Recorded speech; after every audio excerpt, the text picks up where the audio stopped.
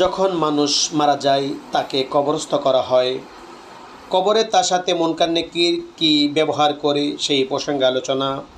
মুনকার নেকির কবরে আসার পরে তৃতীয়জন হিসাবে কে কবরে আসে, কেন আসে, সেই প্রসঙ্গে আজকের আলোচনা। আশা করি আপনারা মনোযোগ সহকারে শুনবেন। আমি কয়েকটি হাদিসের কিতাব থেকে রেফারেন্সগুলো দিয়ে দিব।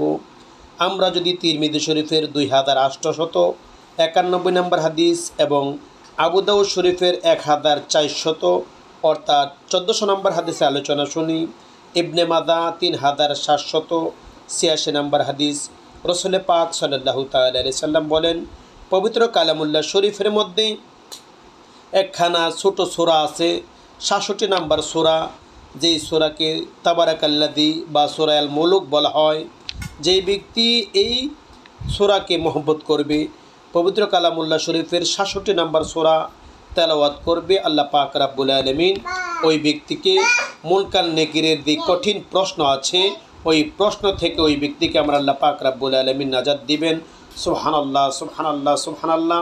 এখন আমরা আপনাদের কাছে ভিডিওর মাধ্যমে দেখাচ্ছি এক ব্যক্তি দুনিয়াতে তাবারাকাল্লাযী সূরা আল মুলুকের আলোচনা গভীরভাবে ভালোবাসতেন এই সূরাকে, কিন্তু ওই ব্যক্তি যখন কবরে গেল, নীল আঁখি বিশিষ্ট দুইজন কালো ফেরেশতা তাকে বিভিন্ন প্রশ্ন করেছে। ওই ব্যক্তির নামায়ে আমল যখন খারাপ দেখলো ফেরেশতারা, তখন তাকে জাহান্নামের দরজা খোলা হলো, তাকে জাহান্নামের দিকে নিয়ে যাচ্ছে। এমন সময় তৃতীয় একজন এসে বলতেছেন, দাঁড়া, ওয়েট করো, তাকে জাহান্নামে নেওয়া যাবে না, আমি তার পক্ষ হয়ে তার পক্ষে কাজ করার জন্য আসছি। এবার ওই দুই ফেরেশতা বলবে, তুমি কে? তখন সে বলবে, আমি তার সাহায্যকারী। এবার ওই কবরস্থ ব্যক্তি বলবেন, ভাই, আপনি আমাকে কঠিন বিপদে সাহায্য করতে আসছেন, আপনি কে?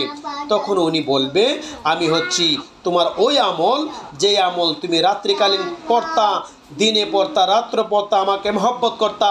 আমি হচ্ছি পবিত্র কালামুল্লাহ শরীফের সেই 66 নম্বর সূরা, সূরা তাবারাকাল্লাযী অথবা সূরা আল মুলুক। যেই ব্যক্তি আমাকে মহব্বত করবে, আমিও তাকে মহব্বত করব, কবরে তাকে হেফাজত করব। আল্লাহু আকবার।